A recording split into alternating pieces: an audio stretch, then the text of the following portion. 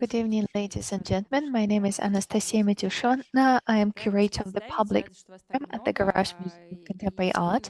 I'm very happy to welcome you here. Thank you very much for coming.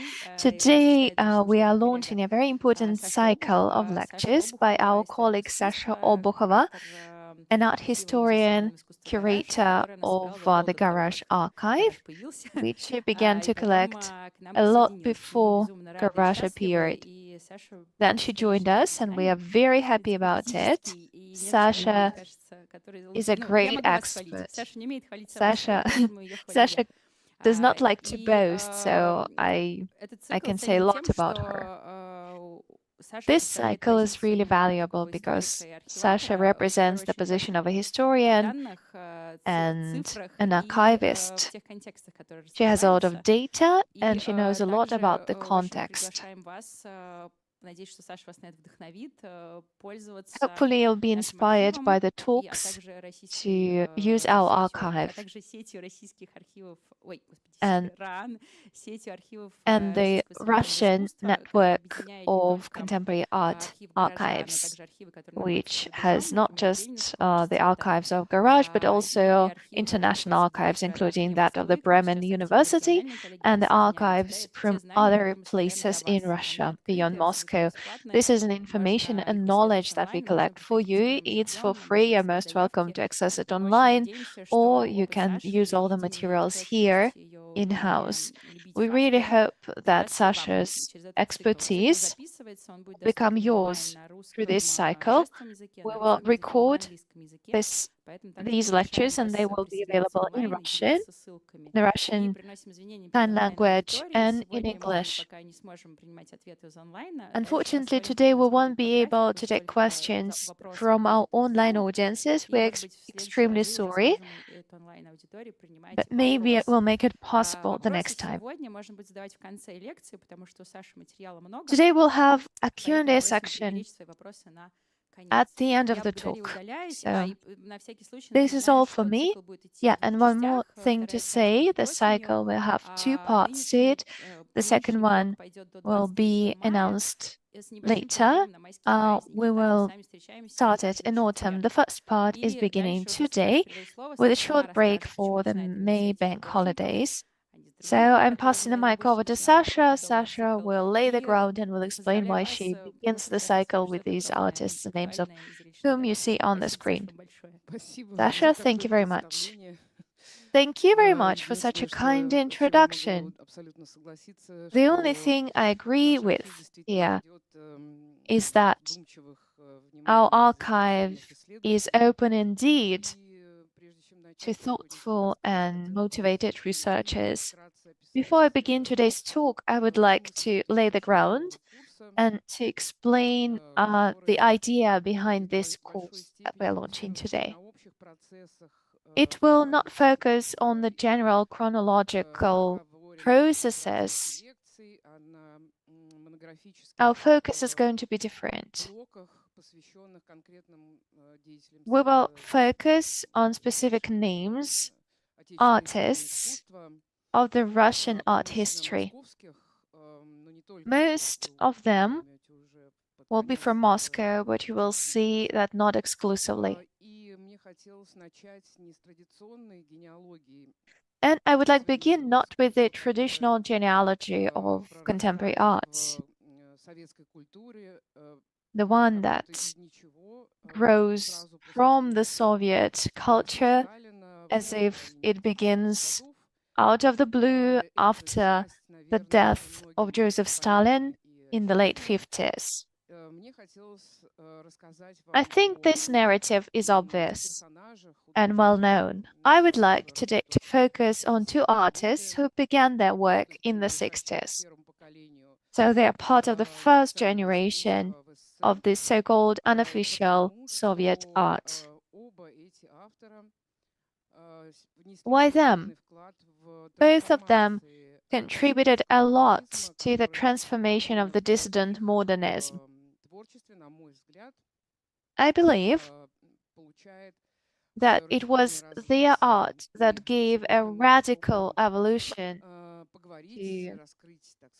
to this kind of dissident art. And today, we're going to look into it. We're going to look at the art of the leaders of Soviet non-conformism of the 60s, Edward Steinberg and Vladimir Yankilevsky.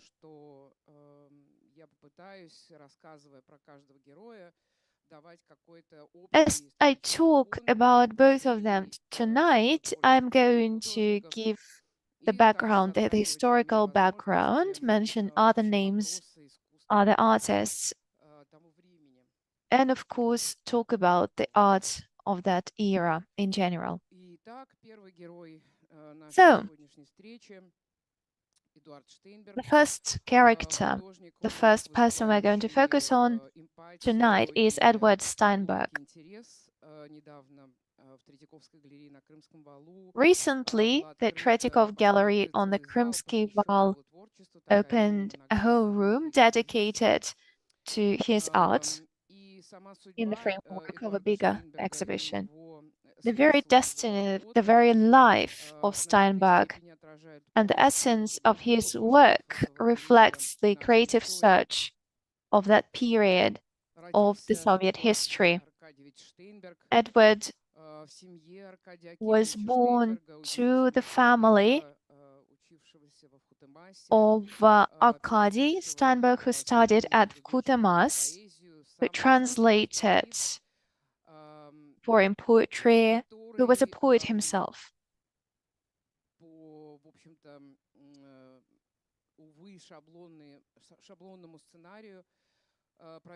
Unfortunately, he spent many years in the camps with a small break in 1941-1944.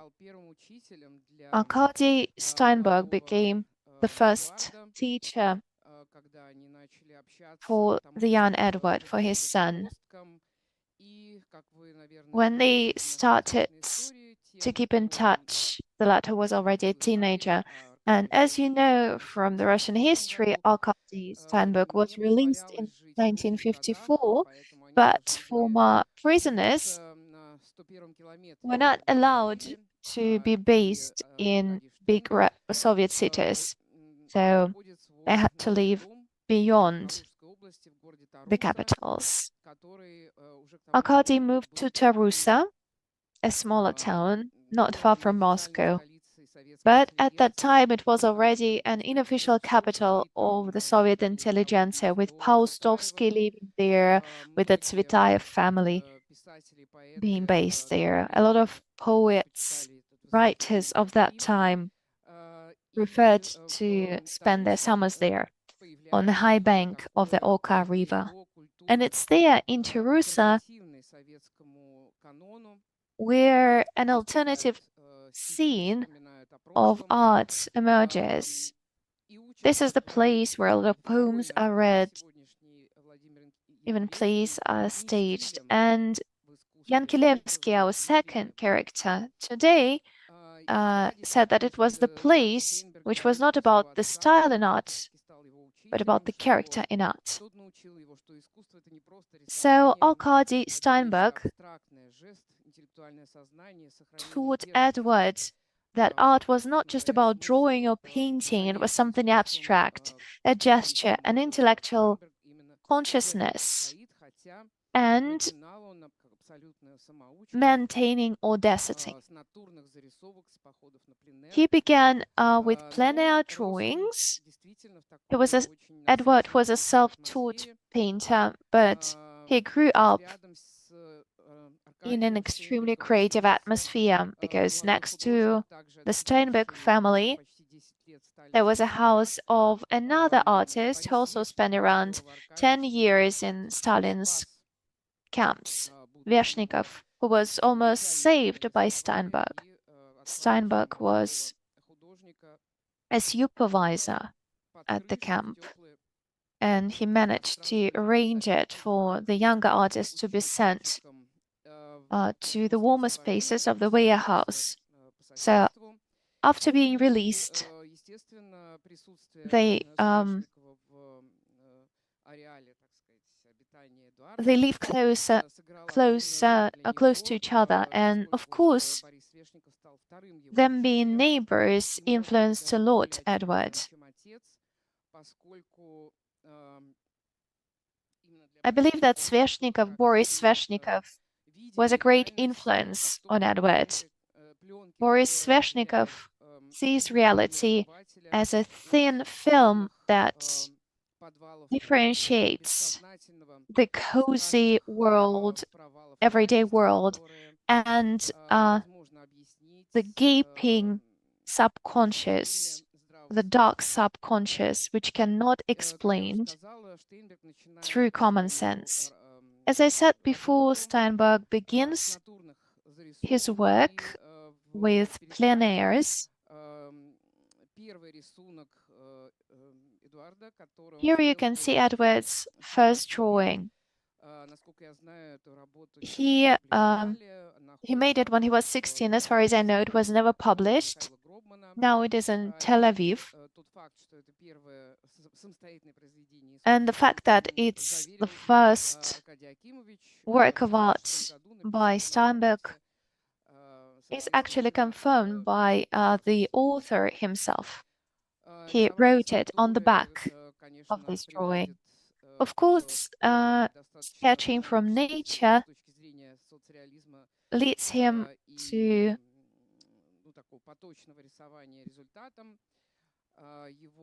the results that are in line with the mainstream of that time, with the social realism. In 1964, he even managed to get a creative trip to one of the plants in Kemerovo, where he made sketches to document the construction works in the area. But as he admitted, he was more and more interested. He was more and more curious about that part of our consciousness which is striving to get beyond the visible world and to penetrate into the invisible areas, the unthinkable areas, which yearn to be visualized. And he starts drawing not from nature, but from his imagination. As he says in one of his interviews, in the 1960s, he almost stopped sketching from nature and he immersed himself into the process of modeling his own world. This world shifted a lot after a woman very close to him died, the wife of the local priest, and her death became a push for him to start thinking about the meaning of life, about what is out there beyond the material life.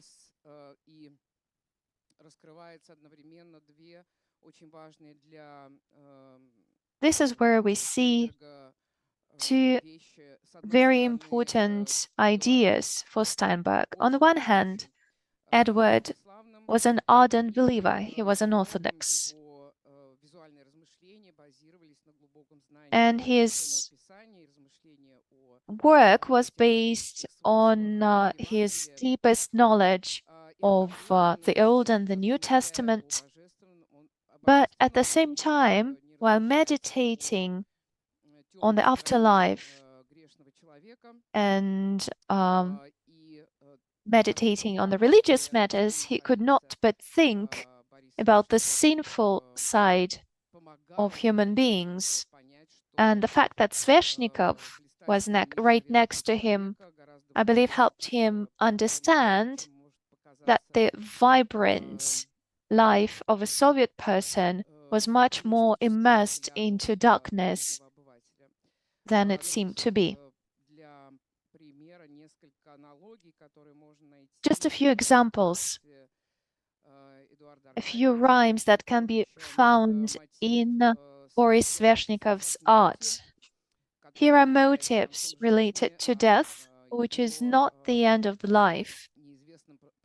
Instead, it becomes its unknown continuation. This is one more picture from Sveshnikov's album, which he drew while in the camp. It was a miracle that he managed to keep it after his release.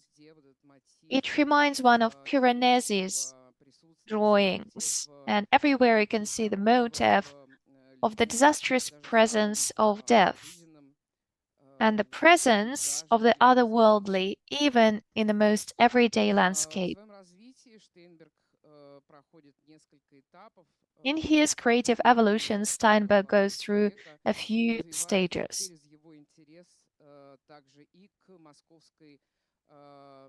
He is extremely attentive to the Moscow art school with its bright colors and Cézanne-like type of painting. He models forms with colors and textures, just like the representatives of Bubnovi Valet did. Here you can see some of the works from the 60s.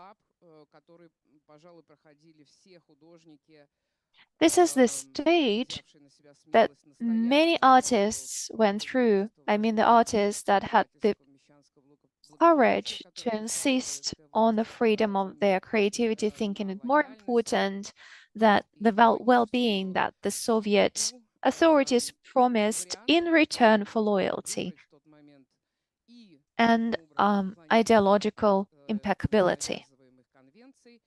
Thus, the artist dared to go beyond the conventions of that time. What we can see here is the deepest psychedelic and the expressionism of the time. Here we can see two more artists of that era, Vladimir Yakovlev and Vladimir Petnitsky. Again, these are the artists that strive to talk about something beyond the superficial film of reality. They're looking at something which is behind that film. And this does not have to be psychedelics or existential drama. It could also be still lifes, here by Dmitry Krasnopevtsev, or to the right, a painting by Oleg Tselkov.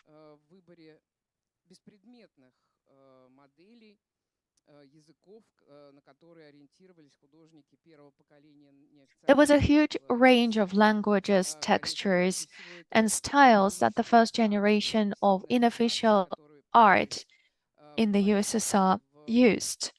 Of course, abstraction is one of them.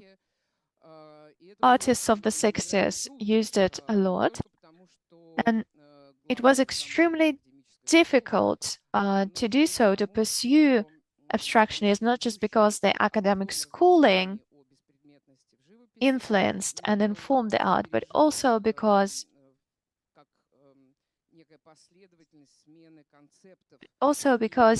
there was no succession of different stages in art, and all of these searches happened intuitively. And we know that, of course, the information was limited too. It was impossible to create an abstraction on a very small canvas. I mean, materially, the artists were also very limited.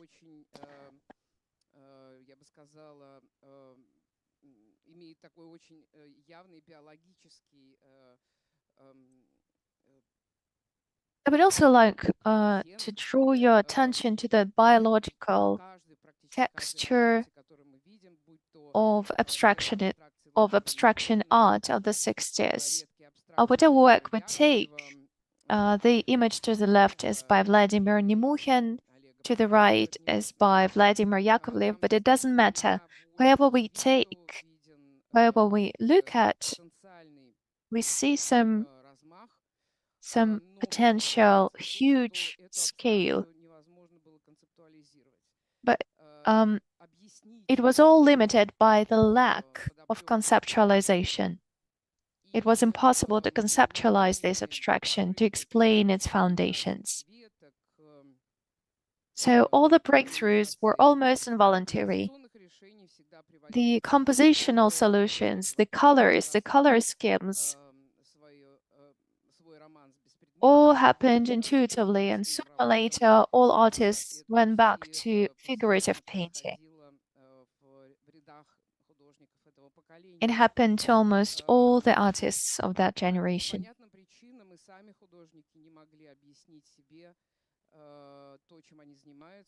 The artists themselves couldn't explain what exactly they were doing because they were lacking the theoretical apparatus and they didn't have anybody to turn to, any theorists that could explain their art to themselves.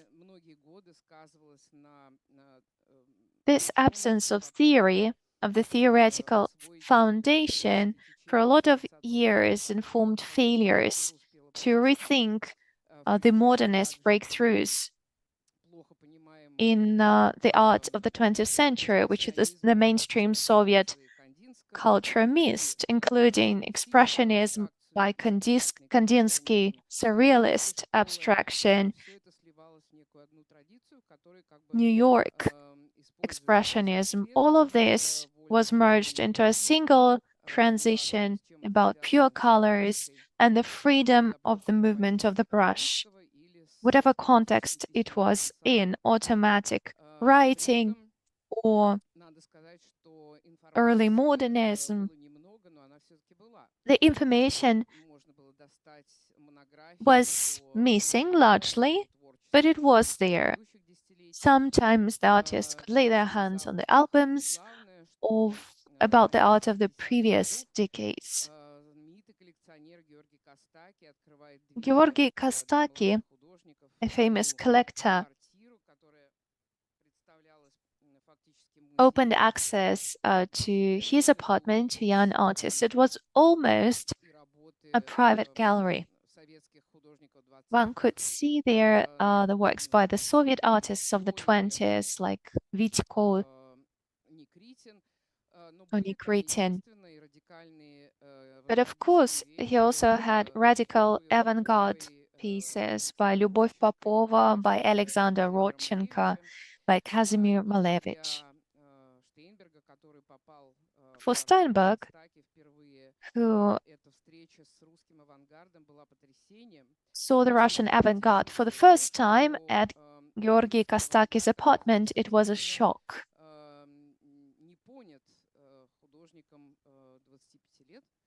Though the artist was 25 at that time, and for him, it was just a model that had to be rethought, had to be seen and returned to the Soviet art, to use this subjectless language to talk about reality. So he saw Malevich, Rodchenko, and Popov just superficially. The theoretical foundations, the theoretical context of their works was very far from the context that Steinberg was in. His shift to abstract art started with these kinds of compositions, like the one you see on the screen. You can see organic and isomorphic characters, shells, birds, fish, stones. They look like they are positioned on a surface, and it's a reference to a landscape format. One can see the horizon, the horizontal line in all of his compositions, and this is something that differentiates him from avant-garde Soviet artists who rejected the line of the horizon. For Steinberg, dividing the canvas into two parts, in most cases uneven parts, indicates his opinion of the world as divided into two realms, the earthly and the otherworldly. It refers some depth or some heights that his search is aimed for.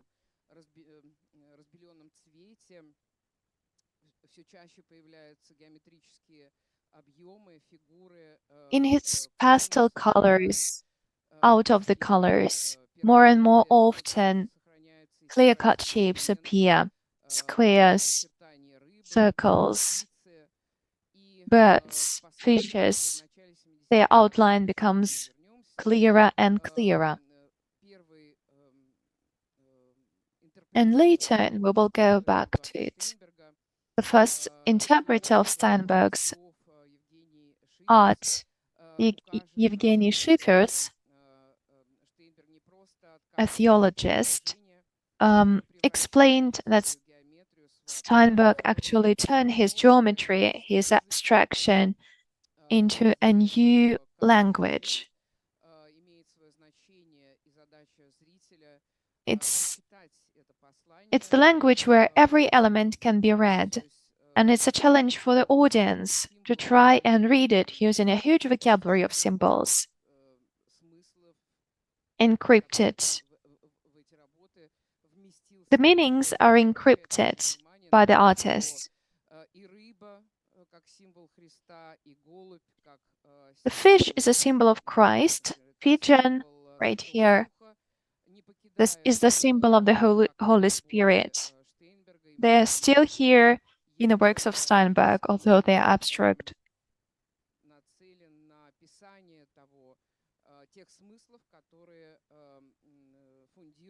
He's looking for expressing the principles that serve as the foundation for his rejecting of the figurative painting. And it's all about the godly presence in this material world. That's what Steinberg refers to in his abstract compositions. It's like they're radiating light. However, one has to say that the Moscow intelligentsia of the 60s was not very kind to artists, so to say. And after one exhibition of Steinberg, which took place at the Moscow Hall of the Union of Artists, somebody called this composition Fish in Sour Cream.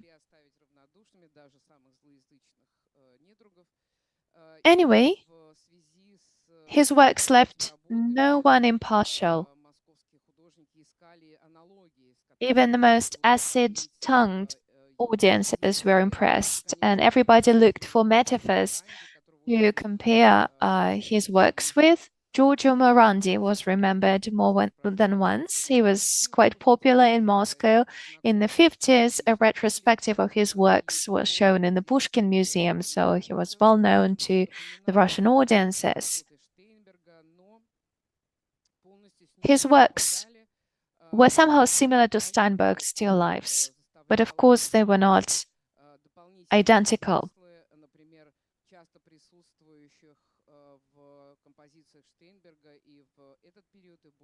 Audiences also paid attention to an element which is very often present in Steinberg's works, namely letters, A and Ya, Alpha and Omega, one can say.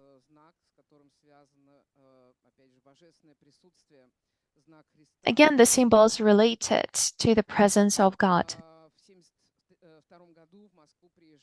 In 1972,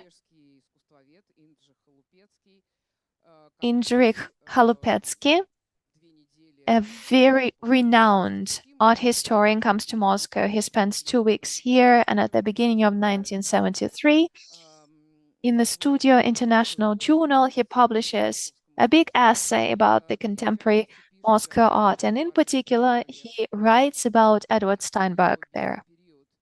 He describes his white period, and here he draws attention that all of Steinberg's paintings are dazzling white, not just white.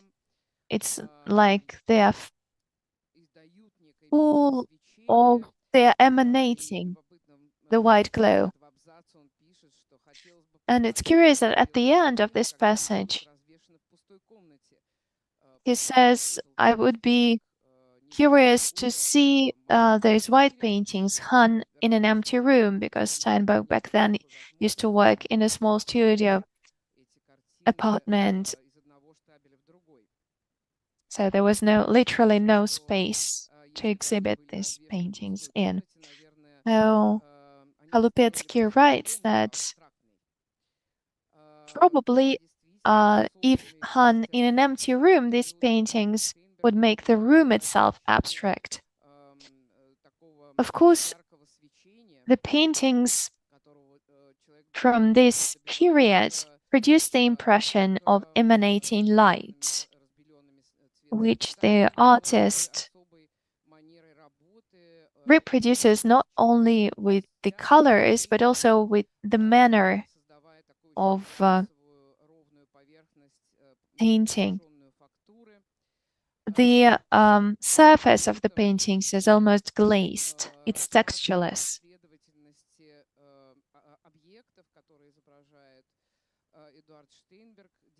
If one looks at the succession of objects shown in Steinberg's canvases, one cannot but wonder what these encrypted messages are, what it means, the combination of a pyramid and a spike.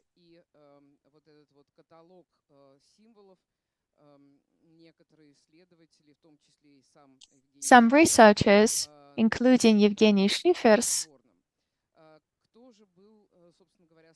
were actually making guesses about this vocabulary of symbols. Edward Steinberg's neighbor in this part of the Moscow scene, somebody that a lot of people compared Steinberg with, is not just Giorgio Morandi, which was active in 1930s and 40s, but also contemporaries and almost neighbors, namely Mikhail Schwarzman.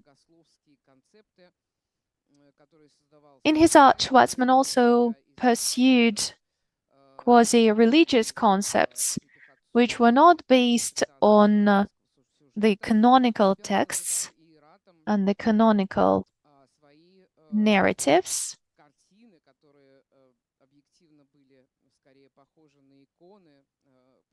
His paintings looked like icons, like orthodox religious paintings.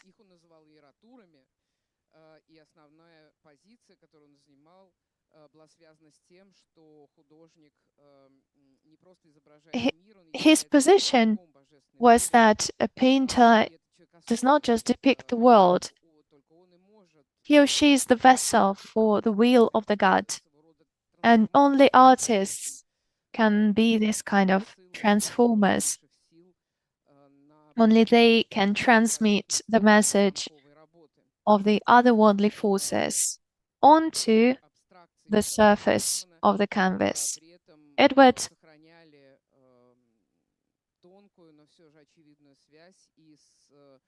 Mikhail Schwarzman's paintings were clearly related to icons. He, for example, he made them not on canvases, but on wood. The constructed compositions that he made looked like the faces of saints in icons.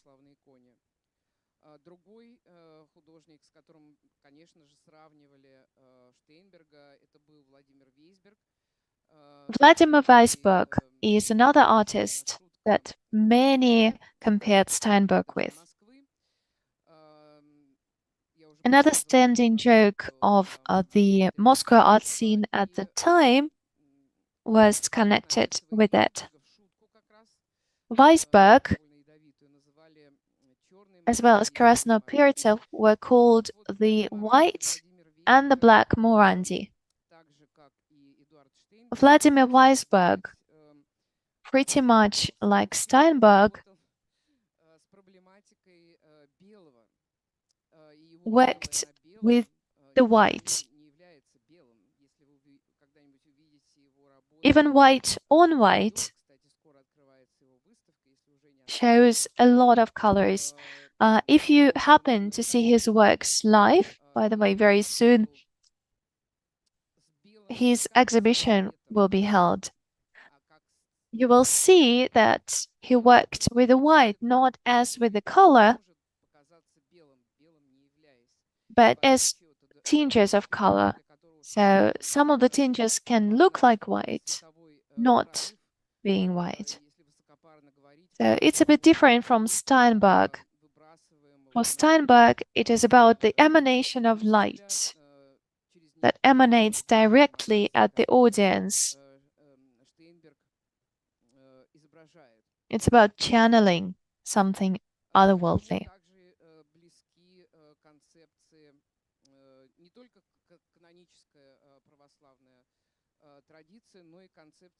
Another thing important to him is not just the Orthodox canon, but also the Russian mystical philosophy. Like other representatives of the 60s art, he is carried away with Nikolai Fyodorov, with Rozanev's philosophy, especially the idea of common action. Although Fyodorov was a very important figure for the avant-garde artists of the beginning of the 20th century, for Steinberg, Fyodorov, and the heritage of avant-garde needs rethinking because they lived in the post-utopian type. Malevich and Fyodorov actually described the utopian perspective.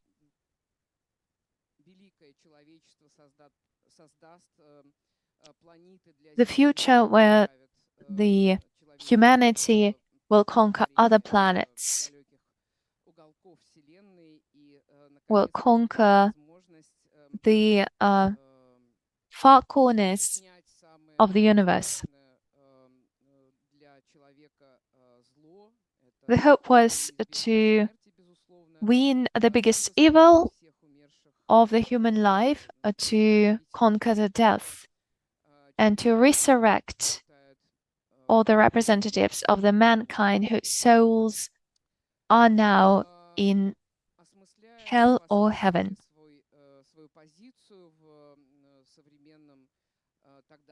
Later on, thinking about his position in the Moscow art scene, in one of his interviews, Edward Steinberg says that he built his art on the Russian avant-garde. He was trying to adapt the Russian avant-garde to a different time. He may not have understood avant-garde fully, but he was making sense of it for his own context. Here he says that the only thing he did was to give a religious context to the Russian avant-garde. I base my spatial geometric structures on old catacomb murals and, of course, an icon painting like Schwarzman, who we have just discussed. So he's looking for something in avant-garde that was never there. He also says that he reloads the meaning of geometry. So it's nothing like Frank Stella, it's nothing like Seurat's art. It's the injection of metaphysics into geometric volume. On the other hand, this injection is also an attempt to synthesize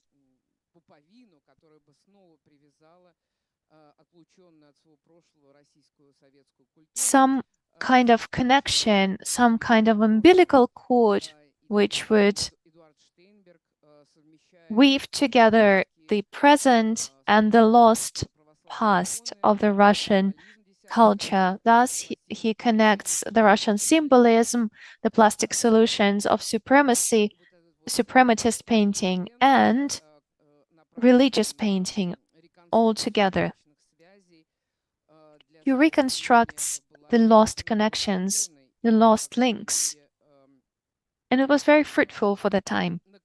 It was extremely relevant. And in the end, it led to the attempt to rethink, to conceptualize the process that happened in the underground art of that time. So what we are dealing with here is open and clear reflection.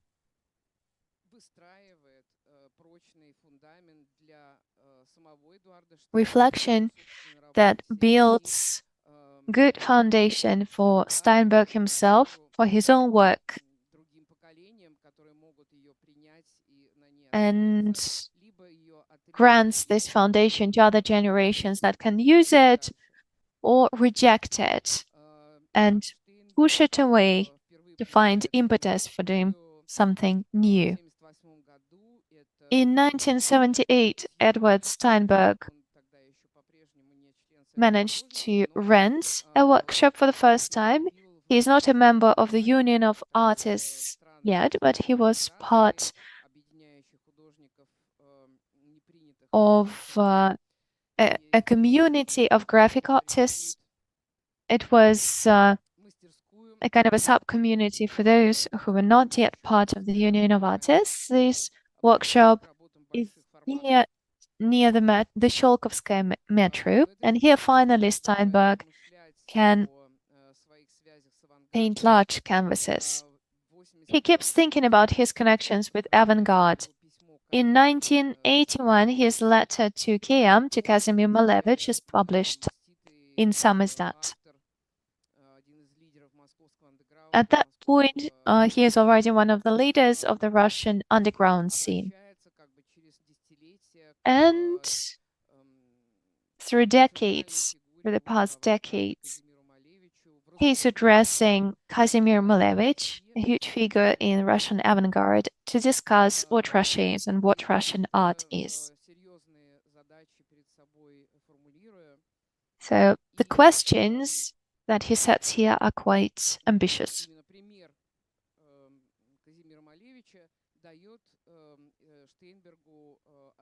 It is the example of Malevich that gives Steinberg the ground, the foundation, to say that his geometry is akin to apophatic theology. So, through the rejection of representation, artists, both Steinberg and Malevich,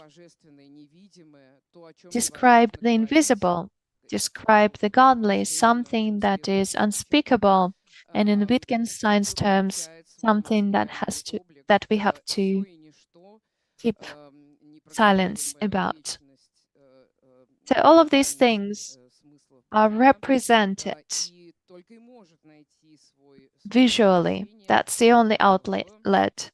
All of these things, all of these questions can only be embodied through the language of geometry, which thinks and sees God beyond the religious context.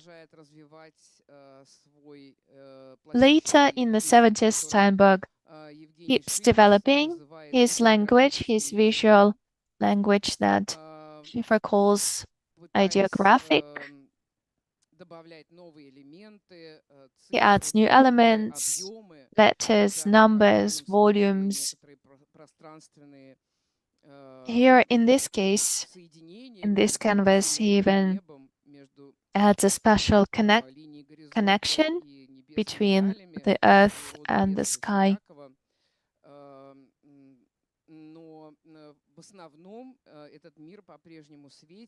However, for the most part, this world is still brightly lit, pure, and it does not have any references to the material reality. It's no surprise that Edward Steinberg was one of the artists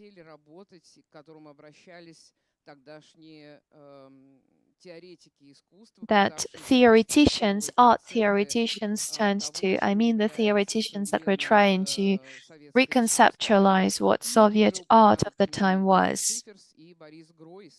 Here I mean Evgeny Schiffer, as I've mentioned before, and Boris Groys. которые, наверное, есть всегда и будут всегда, которые говорили, что в этот период два самых важных персонажа в московском интеллектуальном кругу, Евгений Шиферс и the slanderers of the time used to say that Schiffers and Greuze, young philosopher, were fighting for the souls of Steinberg and Ilya Kabakov. Старых приятелей, и Шиферсу достался Штейнберг, а Гройсу Кабаков. And they kind of divided their areas of influence, and Schiffers became an expert on Steinberg, while Greuze became an expert on Kabakov. This is an image by Viktor Pivovarov, the body of the Moscow unofficial art of the 60s and the 70s as Pivovarov saw it. And in reality, Pivovarov is quite right. It's not a huge community, but it is a community which was a collective body, very sensitive to the discoveries of each other, very sensitive to the ideas of each other. These parts of the collective body met a lot in Ilya Kabakov's workshop. Here you can see a page from the album The Actors by Viktor Pivovarov. Here you can see the main agents of that time. Eric Bulatov. We will talk about him in our lecture series. Mikhail Schwartz. And of course, Edward Steinberg in the corner, in the farther corner. It was a community where all the members of which respected each other and loved each other.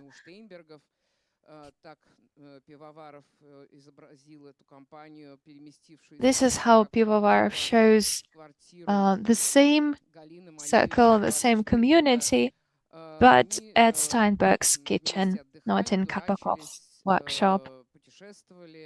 They had fun together, they traveled together, they visited each other. So indeed, it was a community. It was a community of friends. Here in this photo, we can see Edward Steinberg together with Viktor Pivovarov, who I have just mentioned, and Vladimir Yankilevsky, another agent, another part of the Moscow avant-garde of the 60s. Steinberg was born in 37, Yankilevsky was born in 38. So they are contemporaries, their peers. Vladimir Yankilevsky is indeed a peer of Steinberg, a like-minded person. But despite all of the resonances, he's also very different.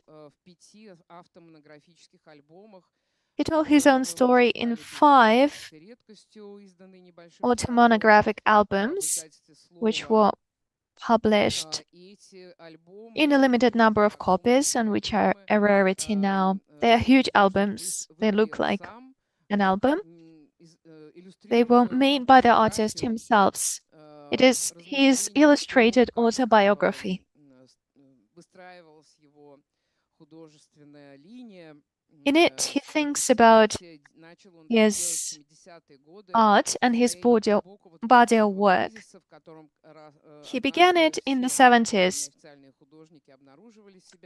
in the period of a creative crisis that all unofficial artists found themselves in sooner or later. It's really hard to stay true to oneself, being outside of the mainstream. It's really difficult to pursue your art if you don't have any access to the public, if you don't have any feedback from the bigger creative community. So this isolation of the unofficial art, which was cancelled by the mainstream art, if we use contemporary terms, of course, influenced all of its agents, all of its participants. Yankilevsky tried to rethink the 20 years of his work in the format of an album. Here he includes his poems, his first self-portraits, which were made while he was studying at the art school. Also, the first drawings of the 50s, where he depicts anthropomorphic beings in closed spaces. The young artists here rethinks, I think, the context that he had to stay in the Soviet art, and largely the existential cage that all artists have to stay in, both in the Soviet Union and beyond. As Yankilevsky himself says in a number of his interviews and a number of his texts, he starts to work as an artist quite early on. His parents encourage him to do so. At the same time, he says that he didn't like sketching from nature. He was not interested in the outlines of the world he could see visually around him. He was curious about the idea of dissecting the world, trying to understand what it is made of.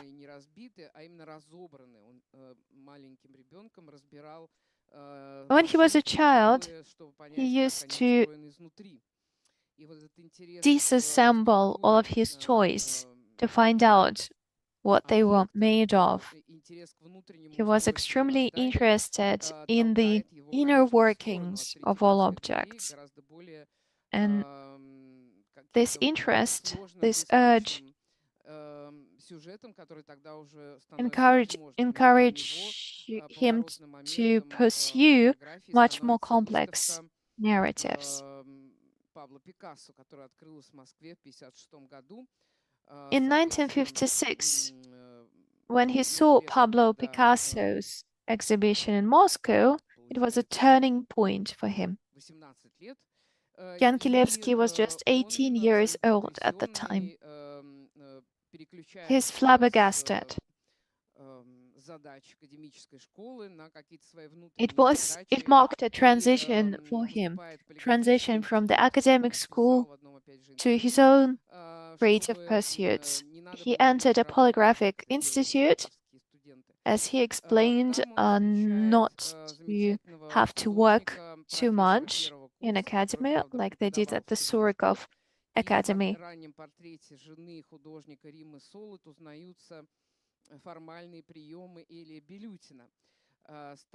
There, he got to know Eli Bilutin, which was his first real teacher. The painting you see on the screen is called The Naked.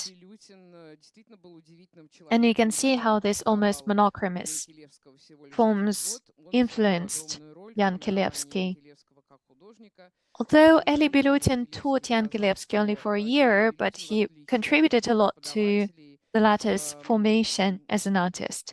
Unlike all other instructors and all other teachers, he never taught styles. He taught the possibilities of visual art.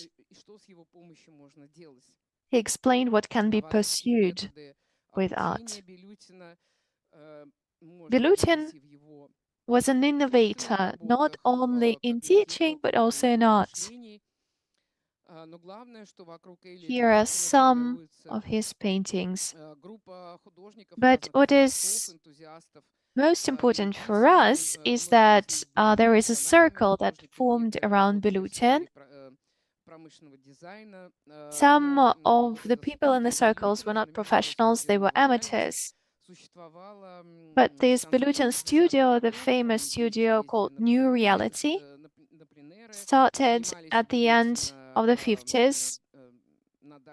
He held plenaries at his cottage house in Abramtsevo. They traveled together around Russia, renting a steamboat to go along the Oka and the Volga River to paint landscapes, Russian landscapes. When Vladimir Yankilevsky saw what he needed to see from Bilutin,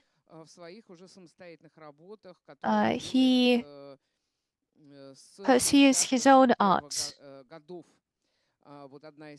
In 1960s, he begins his own search for his own language. This is one of his first abstract compositions. It's called The Landscape of the Forces.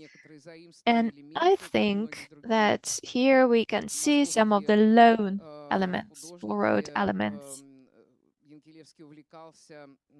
Like other Moscow-based artists, Yankilevsky loved Paul Klee and Juan Miró, and you can see the traces of their influence in his triptych #1, the classic. But although there are some lone elements here, the painting itself is very different from anything that forms the background for Yankilevsky's art. Unlike other unofficial artists of the time, including Steinberg,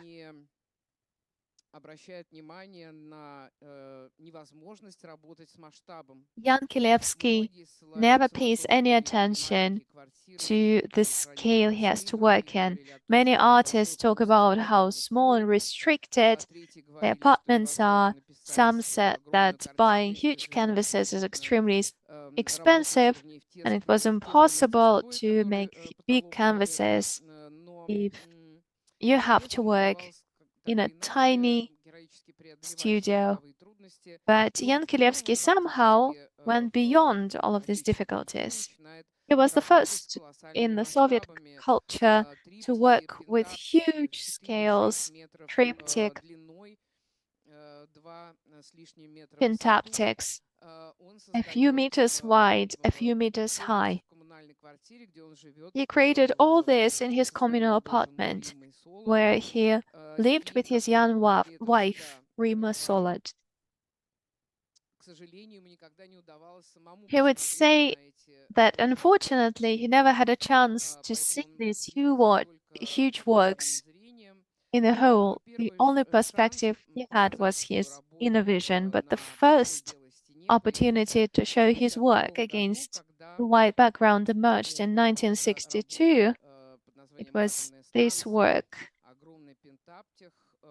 called Nuclear Station, a huge pentaptic, which is impossible to see in detail here on the screen.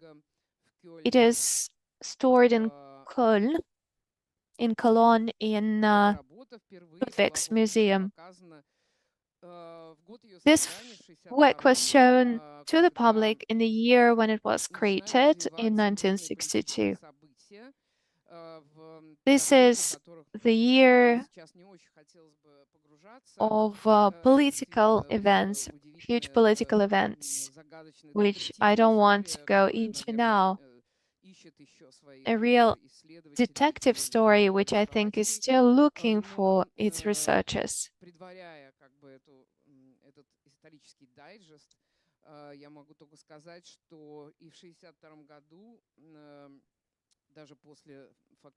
In 1962, after parting ways with Bilutin, as a teacher, Yankilevsky stays in touch with him, as he does with other artists of the same circle, including Ernst Neizvestny, a sculptor. A sculptor that didn't want to overcome the social realism, but rather wanted to get rid of absurd restrictions and to use truly modern form to convey the same meanings, to convey the same messages as the ones described in social realism. Также он общается с другими художниками андеграунда, в частности, дружит. He's also in touch with other underground artists, including an Estonian artist, Ulla Solsta, who, after being released from the camps, was based in Moscow. In 1962, Milutin decides to exhibit the works of his students at the House of Teacher on the Большая Коммунистическая Street. It was an extremely crowded opening. One of the reasons was that Ernst, Neizvestny, and Solsta's works were also shown there. Because of a number of intrigues and because of a number of unknown manipulations, what happened was the so-called the Manege scandal. It was the exhibition dedicated to the 30 years of Mosque. Most likely, the academicians which were afraid for their future decided to destroy their younger colleagues. The younger colleagues who actually exhibited their items, their paintings at the show. They were more open and they were far more progressive than anyone who was part of the official social realism. Those who conveyed the totalitarian doctrine in their art. So the academicians brought Soviet leaders to this exhibition, namely just to introduce them to the achievements of the Soviet art. On the eve of Khrushchev's visit to the show,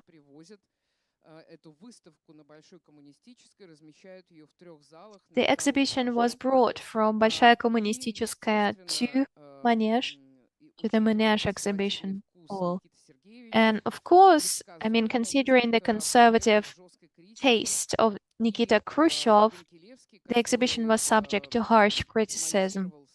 Yankilevsky, who spent the whole night before installing his work, he was looking forward to the country's leader, to see the exhibition. He thought it could mark a new stage of the liberalization of the cultural politics. He was indeed shocked by the aggression of the Soviet leaders towards what they saw. Yankilevsky would remember that by 1962, he was 24, he was the youngest participant of the exhibition. He was extremely far from politics. He had never thought about geopolitics and about the place of the Soviet Union in the world politics. So the events in Manege shocked him so much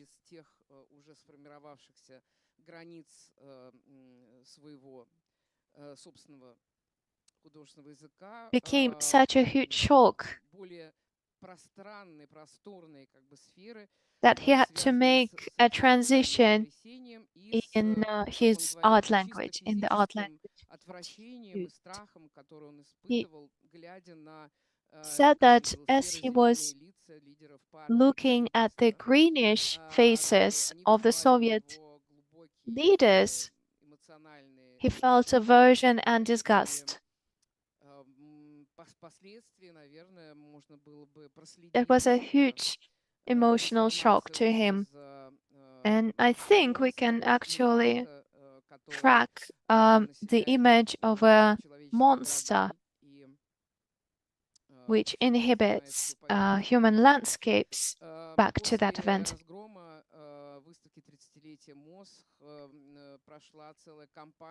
After the criticism and of the exhibition, after the exhibition was closed, what began was bullying of the artists who were trying to replace social realism with something more contemporary. Modernists were laughed at journals, newspapers wrote critical articles, published critical articles about them.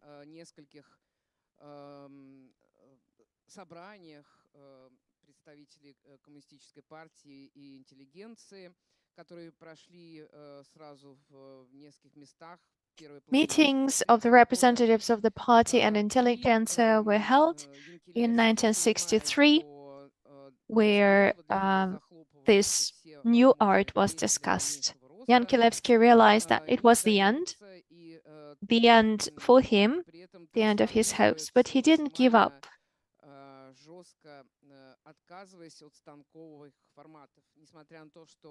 His artists transformed. The things that he exhibited in 1962, including the nuclear station, the nuclear power plant, were thought of as paintings. Paintings that can be hanged or can be exhibited in any other way. Since 1963, when he went underground, he gave up easel painting as such. He made a transition to relief objects, as he called them. These are indeed three-dimensional objects which are put into boxes and which are not thought to be representations or images, which are thought to be objects equal to themselves.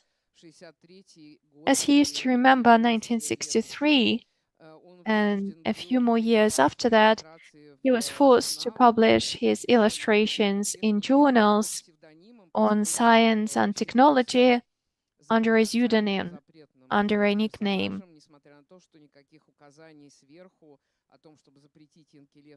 There was no clear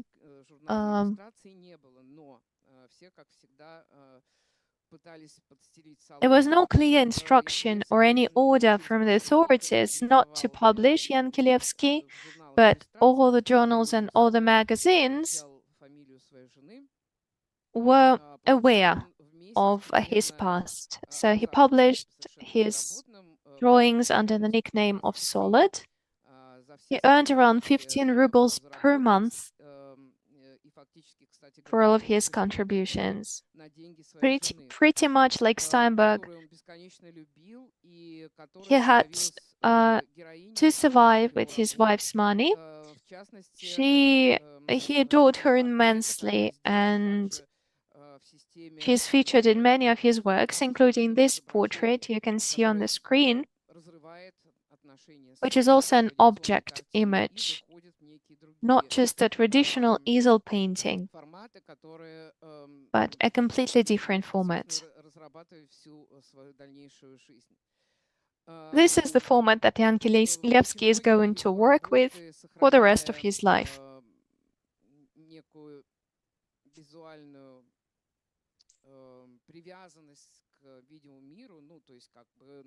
Some of his works still have a clear reference to something in the outer world. As for this portrait of Rima, his wife, to Yankilevsky's surprise, his daughter recognized her mother. His mother-in-law didn't like it, though. The point is that Yankilevsky combines abstract elements and mechanic elements, showing the inner workings of humanity. Some of his images are very technical. This is a small workshop, by the way, that he rented on Rusakovskaya Street with a very low ceiling. This is where his monumental triptychs and polyptychs are stored, as you can see.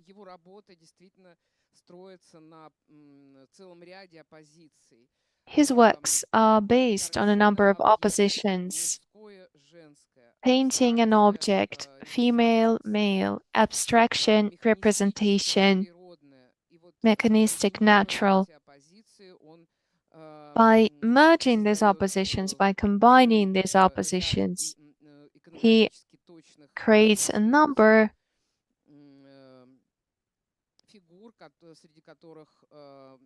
of cohesive objects, including the prophet.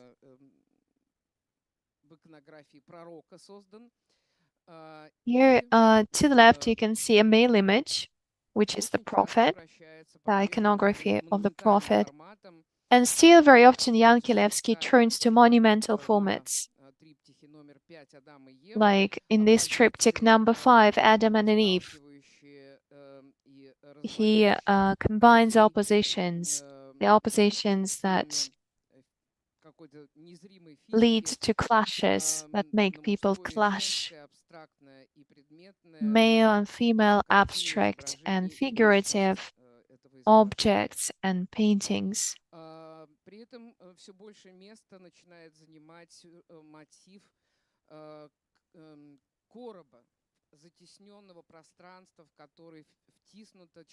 The motif of a box, restricted space into which a human body is placed, becomes more and more prominent, and it will go through the whole creative life of Yankilevsky. To the right, you can see his early paintings made in the 50s. To the left is the image made in 2009, not long before the death of the artist.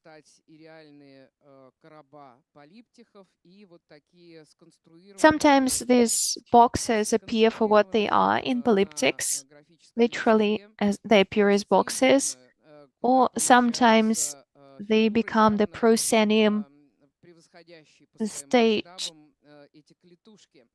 into which huge figures are squeezed.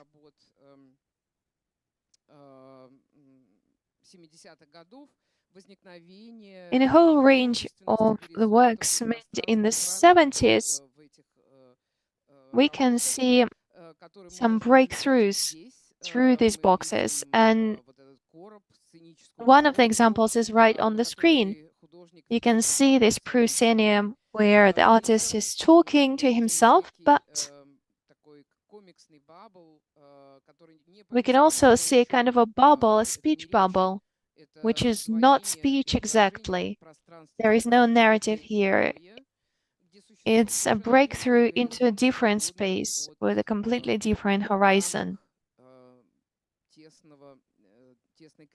free from the restricted limits of the cage that the characters are in. There are similar breakthroughs in other works, like The Twilight from 1970. I hope that you will remember this motive, and if you come back the next time, you will see how it is used by other artists too. Most likely, this multi-spatial nature of the contemporary humanity was something relevant for the artists of that time. This is the most famous work by Vladimir Yankilevsky. It's called The Door. It's not an installation and it's not a painting. I would say that it is an interactive object, an image, which looks like a cupboard, again as a box. It is another box, quite heavy. Dina Verny, a famous Parisian gallerist, managed to transport this work from the Soviet Union to Paris. She managed to bypass all of the restrictions, saying that this is a literal cardboard that she wants to take with her, and it's not an artwork. It looks like a door, just a door into a communal apartment with a post box, with a mailbox. Quite shabby, like many things in the Soviet reality. But the audience member can open the door and find himself or herself inside of a wardrobe.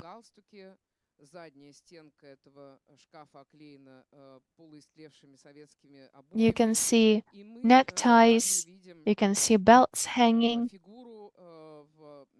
wallpaper on the back, and we can also see a figure in a battered coat, in a hat.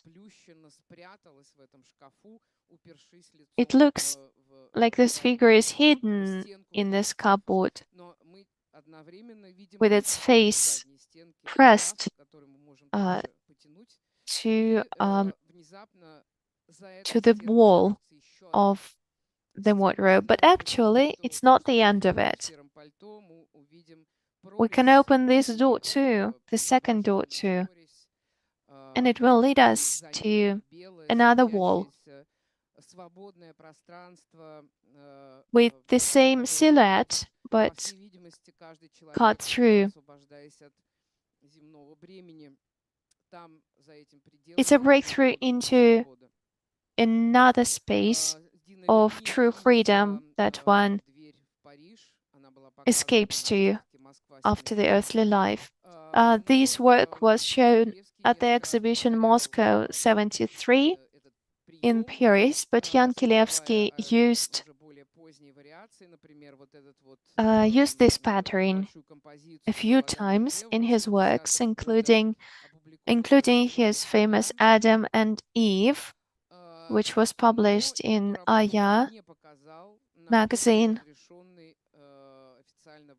But he did not show this work at the first official exhibition, joint exhibition of himself and Steinberg in 1978.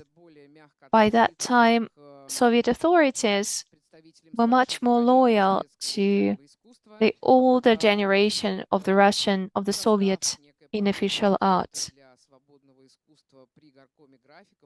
A kind of a ghetto for free art was created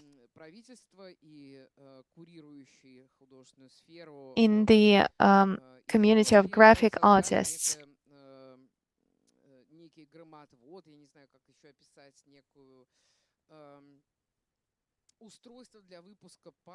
It is something like a lightning rod.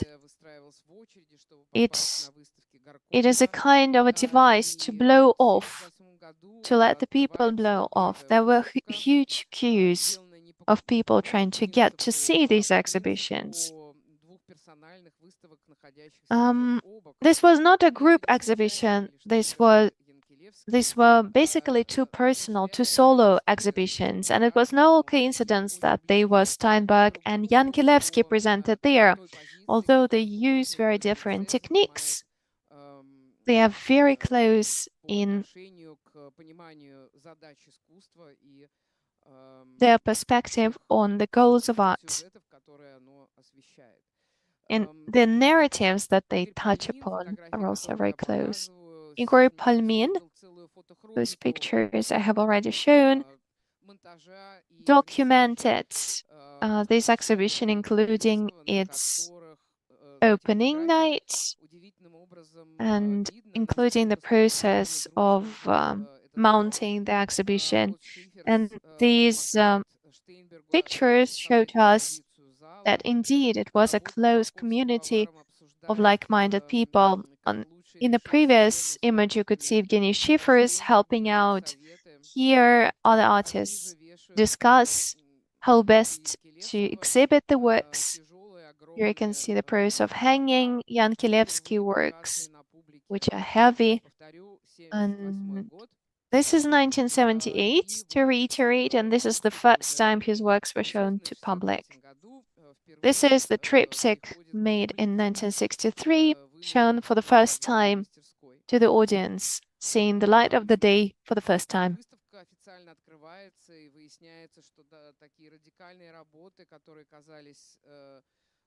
The exhibition was held officially, and it turned out that these works, which were almost criminal in the 60s, could be shown to the public now.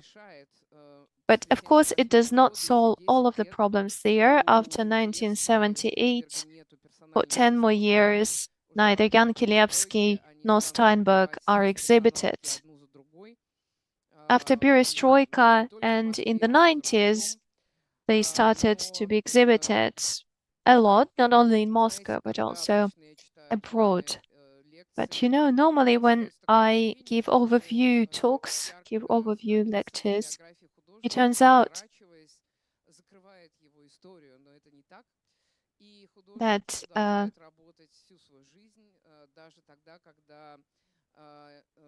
once the artists reach the success, this is it. But it's not like that. Both Steinberg and Yankilevsky continued their work both in the 80s, in the 90s, and in early 2000s. They kept working until their death. Vladimir Yankilevsky made an autobiographic album with lookbooks, if we use contemporary terms, citing all of his influences here. For example, this series is called A Woman by the Sea. This is the series executed in the 80s and in the 90s. Here he was influenced by the Renaissance masters and by Japanese engravings.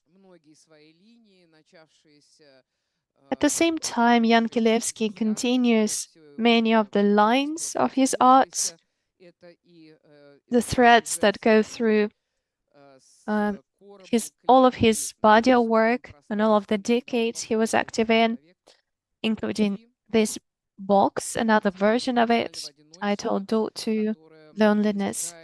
The topic of existential loneliness is also present here, something that any mature human being suffers from. Here again, the topic of poverty, the misery of human existence,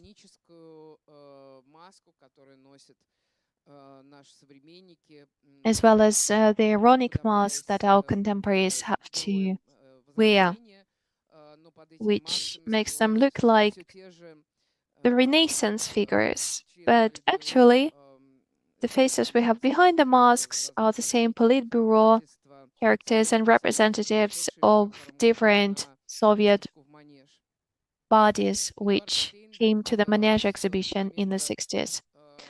As for Edward Steinberg,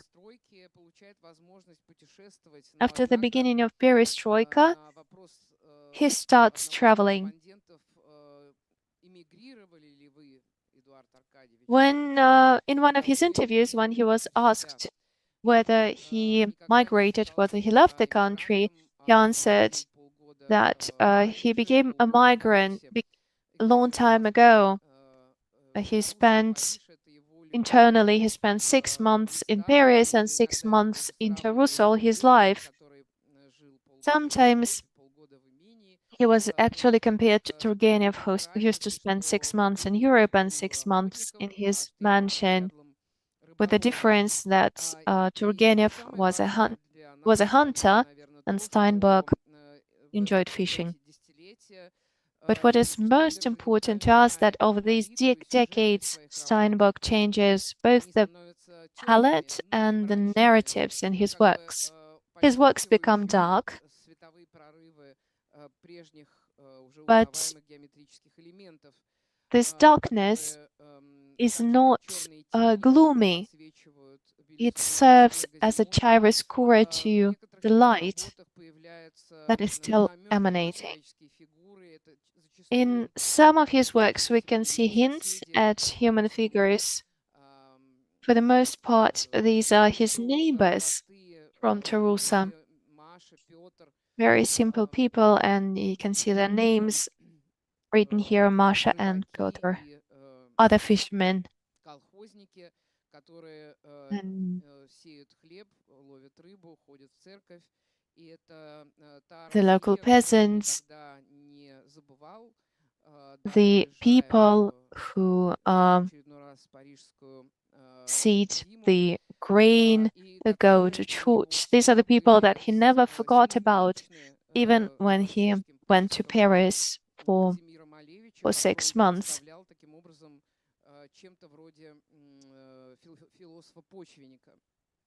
And it resonated with his understanding of Kazimir Malevich, who he also saw as a Russian philosopher who rethought the locality.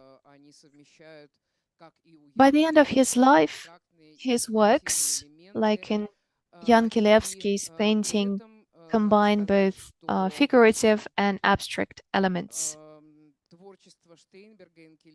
One has to say that the art of Steinberg and Yankilevsky, although both of them, of course, are classics of Russian art, for some reason,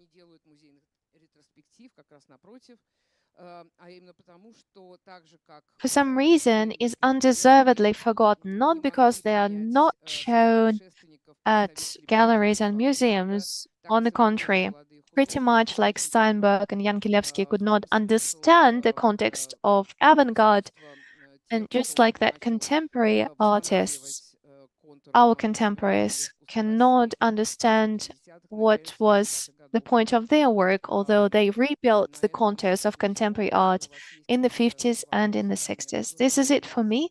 Thank you very much, and I'll be happy to answer your questions.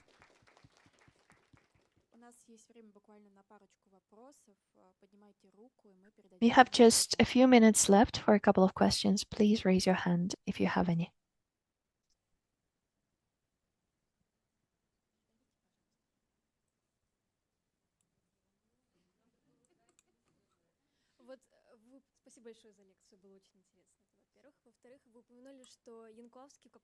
Thank you very much for the talk. You mentioned that for some time Yankilevsky was unemployed. What did his wife do? She was an editor at a big publishing house, and her salary was 140 rubles. Not too much, but something to live by.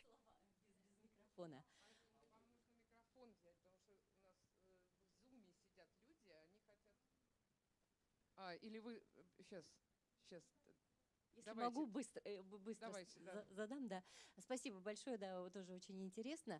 Скажите, пожалуйста, Thank you very much for the talk.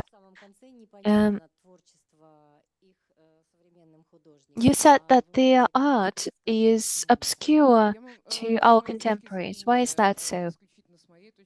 Well, in my opinion, in my own opinion, I think that the topics and the issues that they raise in their art are not relevant to our today's art scene. And that's a great pity, because strangely, metaphysics in art, like social realism for the 60s, for our contemporaries in the 21st century, metaphysics has become something conservatist. And it is avoided like plague.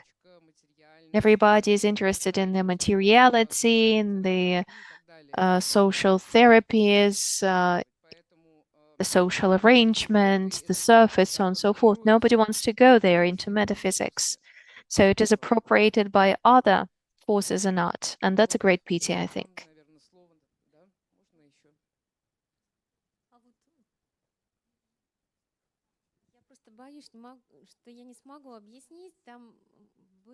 I am afraid I won't be able to explain myself. There were some parts there that looked like Asian characters. No, you've missed it. Я не помню, где-то в середине. Вот вы как-то себе объясняете, что это такое? I was just wondering what it means.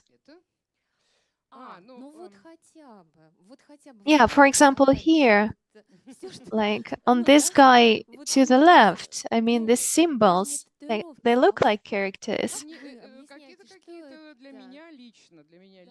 Well, in my own, I mean, it's just my opinion. I know that unlike Steinberg, this was not his own language. First, for example, when he analyzed one of Steinberg's works, in the combination of elements, he sees the word ixus in Greek, which means fish or the Christ. But here, I think, in this image, we won't find any deciphered messages. I want to go back to the earliest works, which I think are influenced by the Western modernism of the 30s. I think these are surrealist beings, non-human forms that invade the art world. Paul Klee and Joan Miro have a lot of them. So these are weird creatures that refer to something alien being present in our world. But I don't think there are any specific significations behind these symbols, behind these characters. Thank you very much. And also in that painting, which was a conversation with oneself, it had an amazing shadow there. Yeah. Actually, one of the goals I set for myself in this course is to make you look closer at the things that we normally miss. Yeah, just to look at how beautiful it is together once again. Can I ask a follow-up question? It's a very simple one, a very basic question. As for Yankilevsky and his art, so there are a lot of images of fish. Is it a reference to, you mean Steinberg? Yeah.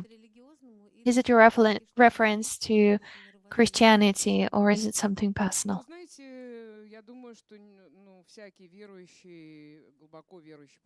I think that any Orthodox believer won't just draw a pigeon for the pigeon's sake. I mean, any Orthodox artist will remember that the pigeon symbolizes the Holy Spirit and crowns the Holy Trinity. And likewise, fish is the symbol of Christ. I mean, of course, we can say that Steinberg was a fisherman, and this is why he liked to draw fish. But I don't think it's, it's any specific kind of fish like goldfish or European carp or anything like that. I think it has religious meaning. Okay, then.